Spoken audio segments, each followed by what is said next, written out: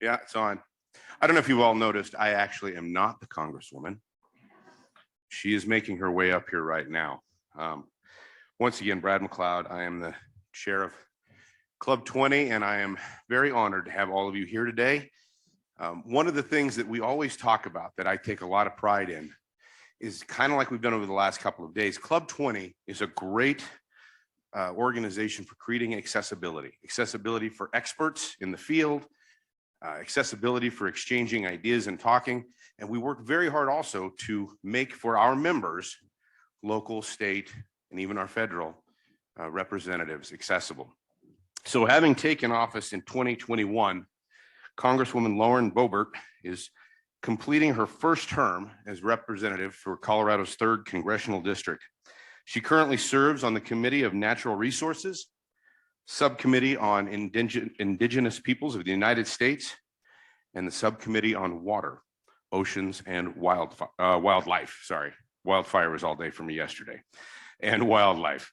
Now here to discuss her forest health legislation, please welcome Representative Congresswoman Lauren Boebert.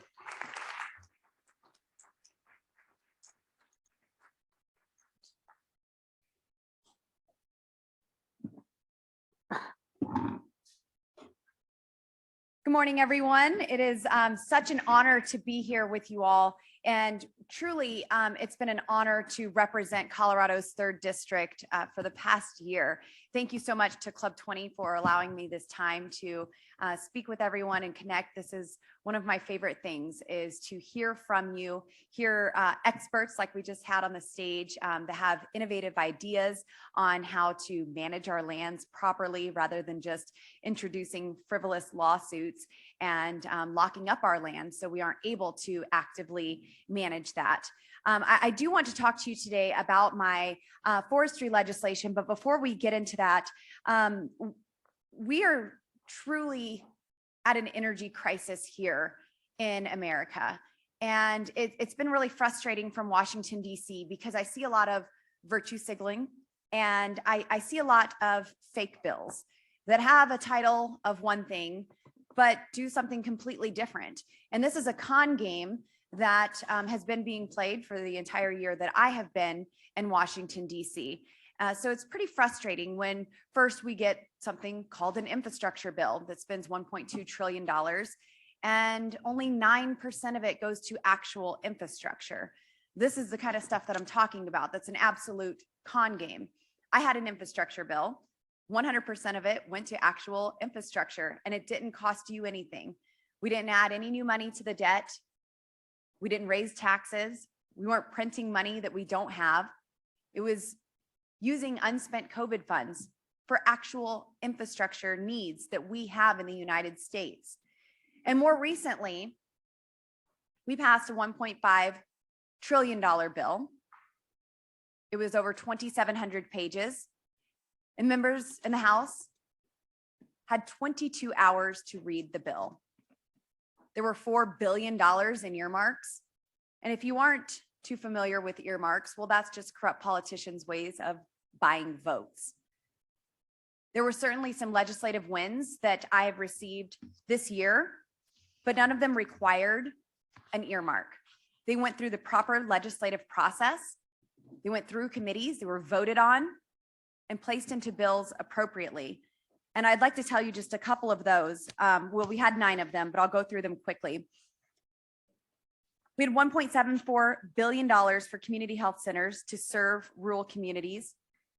$515 million for the PILT program, which is fantastic for our rural communities. I've spent a lot of time down in Hinsdale County where they are receiving somewhere around 7 to 10 cents per acre, where higher populated communities like Mesa County receive closer to 40 cents per acre from the federal government on these lands that they are not able to generate revenue from. There was also $48 million for the U.S. Forest Service to address the bark beetle infestation ravaging Colorado and actively manage our forests. This is something I've worked on just about every single day as your representative here in Colorado, because we do need to actively manage our forests. There was $10 million for the Indian Irrigation Fund to benefit the Southern Ute tribe. I've had such a pleasure working with them. $1 million to compensate farmers for livestock loss to wolves. Very important here in Colorado. And I've attended many wonderful wolf hearings, and I want you all to know I will not stay in my lane when it comes to wolves. I understand that this is something that Colorado has put forward, but as a federal representative, I will do whatever I can to protect the farmers and ranchers in Colorado from this wolf introduction. We've also, I prevented the greater sage grouse from being listed as an endangered species. Now, this is a common bird that really hinders a lot of what we try to do when we want to use our rich resources here in Colorado, when we want to actively manage our lands. And it's really unfortunate when something like a common bird gets in the way. This bird is legal to hunt in other states, but not in Colorado. It's kind of like what we've been seeing on the national news, like when a common athlete decides he feels pretty and wants to be a girl, then he can go and beat girls and win national championships. But I digress. So some other wins that I thought were really great for Colorado, especially, were from the National Defense Authorization Act. Now, this is something that funds our military and even gave our military a raise. It was really an interesting time because this is something that Republicans wanted to pass, but this bill was extremely woked up. And I won't get into all of those details today. But what was most important to me in this piece of legislation were the Colorado land grabs. At the very last minute, Diana DeGette's Wilderness Bill and Joe Negus's CORE Act were crammed into the NDAA. And while I'm pleading with Republicans in my conference to make amendments to many things in this bill, I was told, well, we don't want an attack ad for voting against our military, so we're going to allow the Senate to fix it. Well, I wasn't hired to work in the Senate. I was hired to work in the House of Representatives, and I was not putting a yes vote to that bill in the form that it was in. It was really frustrating that so many people were afraid of an attack ad. I arrived in DC on attack ads, so I'm not really afraid of another one. And I certainly support our troops too much to put them through what that bill wanted to do. So I went to the senators after it passed the House and I said, listen, you already know about this other garbage that's in this, red flag laws for our military personnel, transgender surgeries for our military personnel, Department of Combat Extremism, and we don't know what that is. Maybe it's still standing for the United States flag. Maybe it's a mom or dad going to a school board meeting because now they're designated domestic terrorists. We don't really know because they didn't explain that. But I went to the senators and I said, I need you to protect Colorado's land. 761,000 acres would have been locked up with these two bills. Nearly 1,000 miles of our river in our district, untouchable. Can you imagine if I introduced legislation for Representative DeGette's district and said, listen, this 16th Street Mall here, I'm going to go ahead and designate that wilderness. I think most of us can agree it is pretty wild and scenic down there, but that's her district and that's her business. This is my district, and I was elected to protect our lands, to protect the people who want to steward our lands, take good care of our environment. And that's not with a hands-off approach. So I'm proud to say when the NDAA came back from the Senate, those Colorado land grabs were out of the final bill. Now it is my job to go to bat for Western Colorado. Sorry, I want to go back 1 second with these con bills. I really wanted to touch on the oil and gas ban. Nancy Pelosi didn't stop at the $1.5 trillion bill. She also introduced a bill that was suspending Russian energy imports. And that sounds really great. I even have a bill to ban Russian energy imports. We need to be energy independent right here in Colorado and in America. And we need to pursue energy dominance. We can literally export freedom to Europe, who relies on Russia for 40% of their energy. Now, this bill that just a few of us voted against was littered with waivers that allow Russian oil and gas to continue flowing.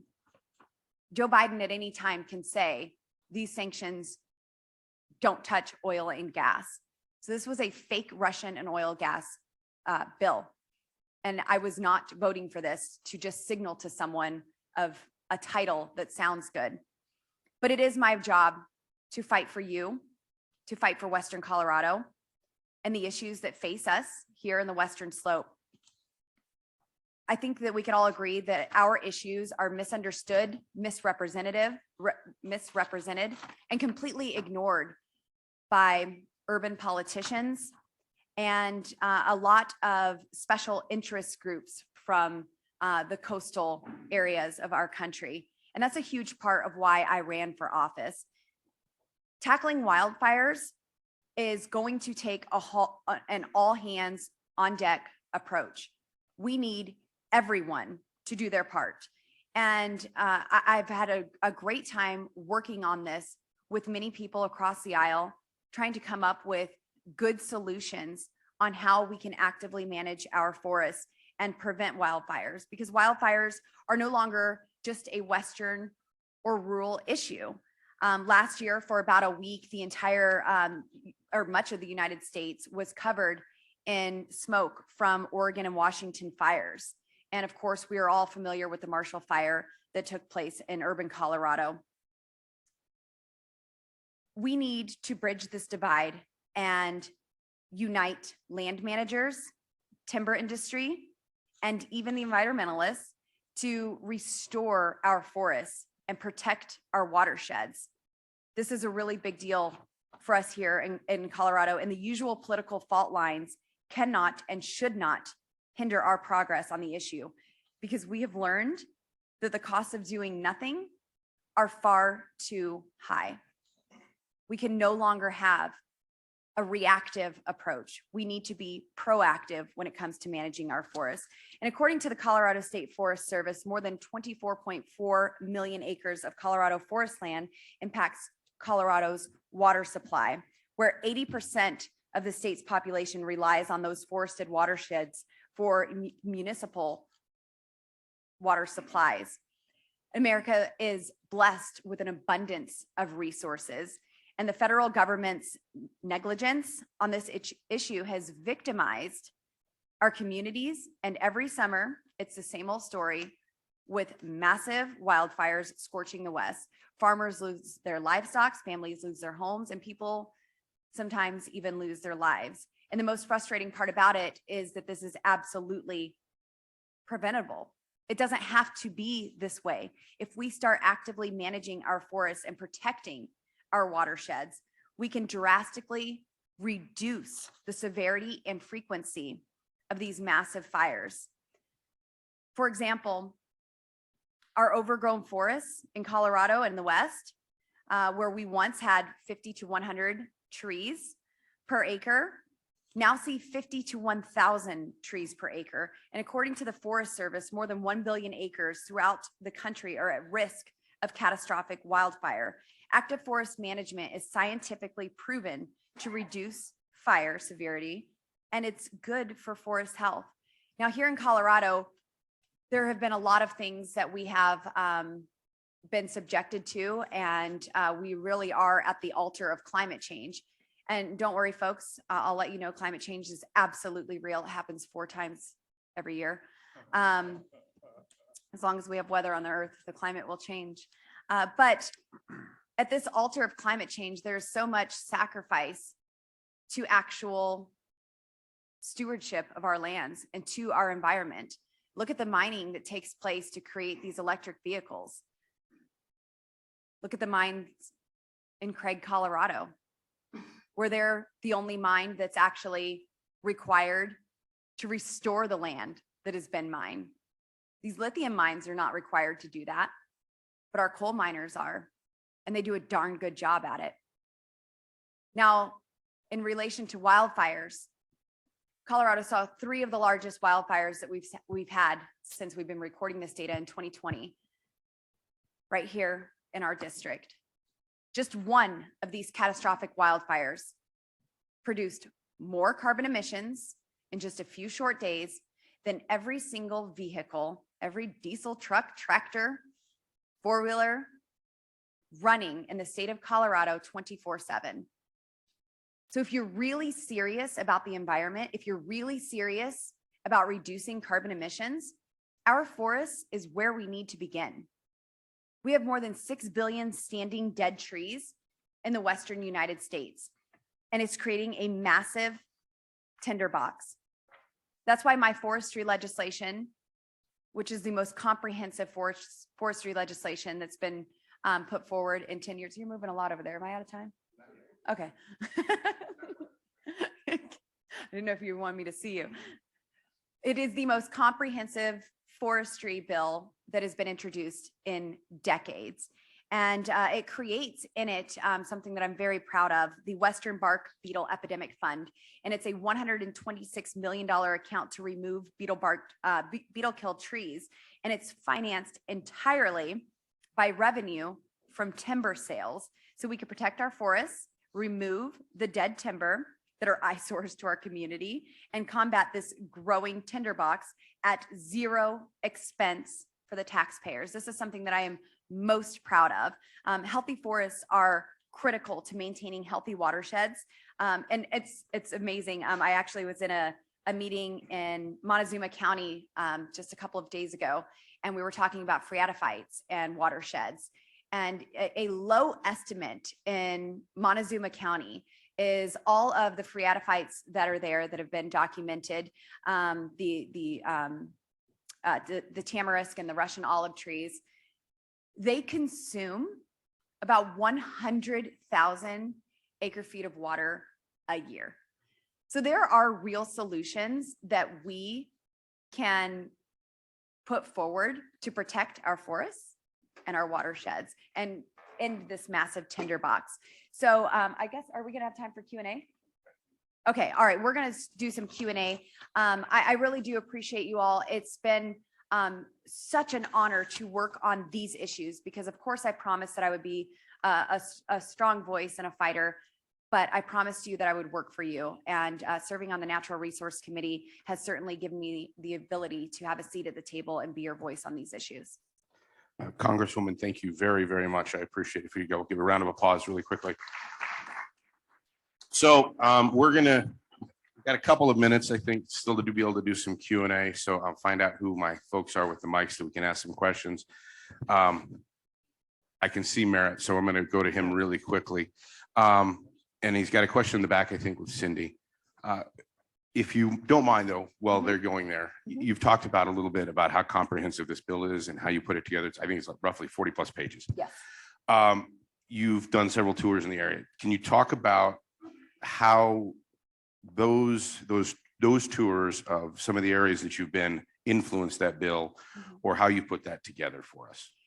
Yeah, absolutely. So we certainly did have a tour throughout the district with foresters and talking about just how important it is to manage our forests in many different ways. But we really wanted to authorize stewardship in the district and say that it's okay to actually manage this stuff and take care of our lands. But seeing the 6 billion standing dead trees, some of the 6 billion standing dead trees that are in the West is certainly concerning. We all choke on the same smoke each and every year from the wildfires in our area. And it's high time that we get proactive about this. Sure, we can talk about down payments to our future and putting forward billions of dollars to prevent wildfires, but there's actually a way to do that that doesn't cost you money. I think we're all paying enough right now when it comes to the crises that have been created by bad policy, the supply chain crisis, the inflation that's up because government just keeps printing and spending more and more of your money, far more than it takes in each and every year. So keeping this a conservative, fiscally responsible piece of legislation was a very high priority for me. And then of course, Colorado is the most beautiful state in the union. It is breathtaking. And I think I serve one of the prettiest districts in the United States. And I want to keep it that way. I appreciate that. Okay, we've got a question in the back now. Please remember, especially for the folks that are online, when you ask your question, we'll try to keep it we're short on time, so try to keep it close to topic matter, but also make sure to introduce yourself so those online know who's asking the question and what we're doing in the back. I know who you are, but would you introduce yourself quickly? Good morning, Cindy Dozier, Club 20, Colorado Forest Water Alliance, Rocky Mountain Restoration Initiative. Thank you so much for being with us this morning, and I particularly appreciate your staff being present for the last day and a half for these high-level discussions regarding watershed health and forest health and their interaction. And I just will say the same thing to you that I said to Senator Bennett this morning. Please utilize Club 20 as you develop legislation. Work with us. The subject matter experts within this room right now is out the roof. And we have had awesome discussions, and just urge you to be sure and keep that in mind and utilize the resources that we offer here. Thank you. Yes, ma'am. Thank you. And I do want to praise my staff. They are incredible. My staff is handpicked to serve our district well and with excellence. The one person who wanted to be here today that could not is my chief of staff, Jeff Small, and he was the executive director for the Western Caucus in Washington, D.C. for quite some time. And he was also an advisor to Secretary Bernhardt, which was just an incredible highlight of his life. And he's honored to be serving all of you in Colorado's 3rd District. So we certainly have some insight from the district. Chief Jeff Small has been involved with Club 20 for quite some time. And I'm very, very grateful for this organization, for the people who invest their time, their knowledge to be a part of this and share that information. So that's something that we certainly will continue to utilize in the future. Okay, and I think we've got time for one last question. I wasn't sure. I'm going to defer because our immediate past chair, Merritt Linke, knows quite a bit about wildfire, being a county commissioner from his region. I didn't know if you had the last question or if you were referencing someone else for me here. So Merritt, reintroduce yourself. I've already told the whole room who's asking the last question, I guess, but please, if you would. So thank you. And thank you for being here, Congresswoman. So yes, I am Merritt Linke, and as of 2 days ago, I am no longer the chair of Club 20. My 2-year term did end, and your current chair is there on stage with you, Brad. So I'm also a county commissioner in Grand County, and as most of you know, that's where our water starts. It runs right by through Mesa County and on into Arizona and those other projects, which the last panel really made me conscientious of what some of this big picture stuff is all about. And I can talk about a little hay meadow that I irrigate every summer, and I get a little crop of hay off of it, one of many that I do, but it's right across from Lake Granby. And last summer, I used an irrigation tarp, and I know there's many of you in this room that know what that is. You just submerge it in the ditch, and it backs it up and dams up that little ditch, and you flood it over, and you make a cut with your shovel, and you flood your hayfield. That's how it works. But last summer was really interesting when I pulled that tarp out to change it, which you do every couple of days so you can get the water spread all over the whole entire hayfield. That thing was covered with sludge that what looked like used motor oil, and it smelled like a sewer.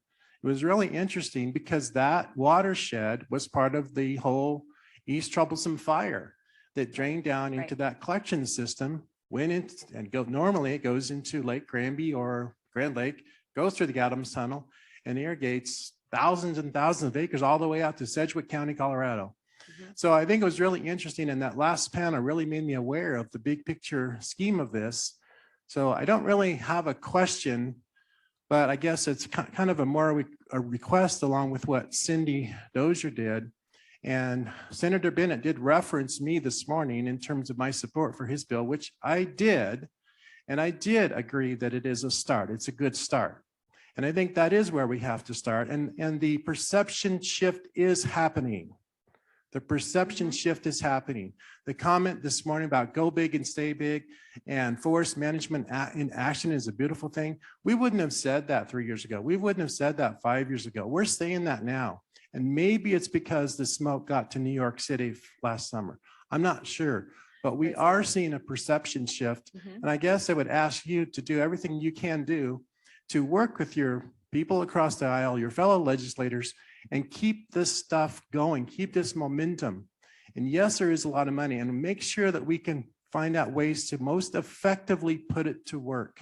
Mhm. How can we make sure that these projects on the ground that are significant, as we learned in that last panel, the success stories, and make those bigger and better and sustainable long into the future? So that's my only thing. I don't really have a question, just with a request for you to do everything you can, which I know you are, but continue that work. And as Cindy said, use Club 20 to help you administer and implement those projects to move this forward and continue to do so for a long time. And again, thank you for being here. Yes, thank you. And, I do agree that we need to work across the aisle on this issue. And I'm really glad that that perception shift is taking place. I think a lot of us have been touting for a long time that we need to actively manage our forests. But we've been interrupted by frivolous lawsuits and wilderness designations. And for far too long, Washington politicians have spent well beyond their means and just thrown more taxpayer money at the problem without coming up with an actual solution. And so I have looked at Senator Bennett's bill. It's just a little too pricey for my taste. And but he and I have had discussions about this, and I'm happy to continue working with him. There's just a better way than continuing putting our country in debt when we're looking at $30 trillion in debt right now. And just one last thing, that sludge that you mentioned, this is part of wildfires impacting every part of our lives. When we have this dead timber, this tinderbox that's creative, and we have these massive wildfires, then we have the mudslides and we have contamination in our watersheds. I was with the mayor of Glenwood Springs, and he showed me their water samples, and it was downright disgusting. But not only did that mudslide affect the water, it also affected travel throughout not just Western Colorado, but really the United States. I mean, that is a big connector. I-70 is a huge connector, and when that's shut down, it impacts all of us.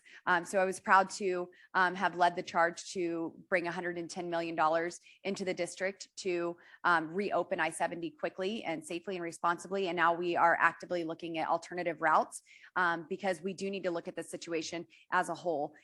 Things like this will happen again, and we need to be prepared when they do. And I think now is a great time to start managing our forests. Club 20, it has been a privilege and an honor to be here with you all today. God bless you all, and I will see you soon. Congresswoman, thank you. Like I said before, I think one of the best things about Club 20 is the accessibility to experts and the accessibility to our elected officials. And we sincerely appreciate you coming and making yourselves available. Thank you so much. Thank you, Mr. Chairman.